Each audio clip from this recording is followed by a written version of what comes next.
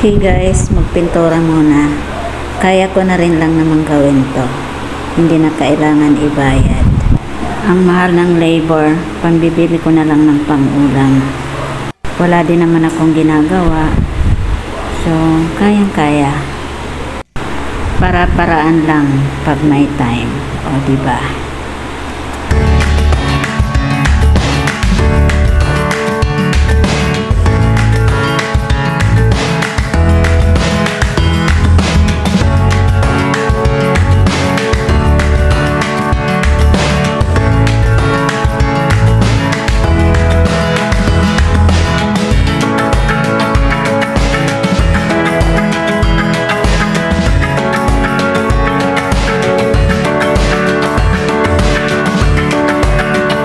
Thank you for watching.